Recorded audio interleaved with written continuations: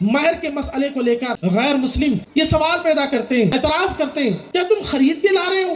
کیا کہتے ہیں؟ تم تو خرید کے لاتے ہو، تم تو پیسہ دے کر کے لاتے ہو، ہمارے یہاں تو جنم جنموں کا رشتہ ہوتا ہے، ہمارے یہاں تو یہ ہوتا ہے وہ ہوتا ہے۔ یہ تو آپ کورٹ اور عدالت اور تھانوں میں جا کر کے دیکھو کہ یہ جنموں جنموں کا رشتہ کس طرح سے ٹوٹ رہا ہے۔ یہ اعتراض وہ لوگ کرتے ہیں جنہیں خود اپنے گھر کی خبر نہیں کہ عورتوں کے کوئی حقوق نہیں لکھے گئے، غیروں کے مذہب میں عورتوں کی کوئی اوقات نہیں تھی، عورتوں کی کوئی حیثیت نہیں تھی، تو غیروں کے یہاں عورتوں کے لیے کچھ نہیں، ایک پھوٹی کوڑی نہیں، اور کہنے کو 7 جنموں کا بندھن ہے۔ اسلام میں مہر کیا بتا رہا ہے؟ انسان اپنے مال سے بڑی محبت کرتا ہے، انسان کھلا دے گا پلا دے گا، کھلانا پلانا، آدمی کھلائے گا، جب لڑائی ہوگی تو احسان جتائے گا، میں نے تجھے یہ کھلایا، میں نے تجھے یہ پلایا،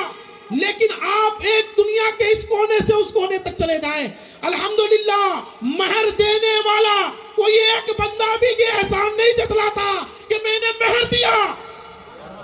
کھلانا پلانا اڑھانا رکھنا ہر ایک بات کہہ کے سنا دی جاتی ہے اور دنیا کو سننا پڑتی ہے، لڑکی کے ماں باپ سر جھکا کر کے سنتے ہیں، لیکن جب بات مہر کی آتی ہے تو کسی کو تانا دینے کی گنجائش ہی نہیں ہے، بلکہ وہاں سب کو پتا ہے کہ یہاں تو نے دیا ہے تو تو نے کوئی کمال نہیں کر دیا، یہ تجھ پر فرض تھا، یہ اس کا حق تھا۔ بتانے کا مقصد یہ ہے وہ لوگ جو صرف عورتوں کو دے دینے سے سمجھتے ہیں کہ ہم نے ان کا حق دے دیا، نہیں، اسلام عورت کو یہ بتانا چاہتا ہے کہ تم شوہر کے گھر جا رہی ہو، تم اس کی خریدار نہیں ہو، بلکہ ہم نے تمہارا حق بھی اس کی جائیداد میں رکھا ہے۔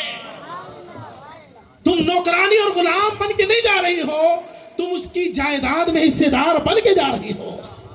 تم اس گھر میں بھی ایک مالکانہ حق لے کر کے جا رہی ہو۔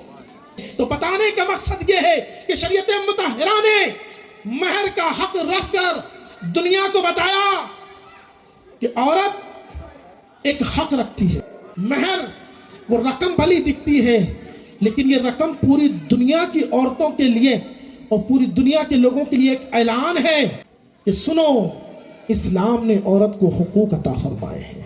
شوہر کے مال میں حقوق عطا فرمائے ہیں، شوہر کے وقت میں حقوق عطا فرمائے ہیں، شوہر کی زندگی میں حقوق عطا فرمائے ہیں۔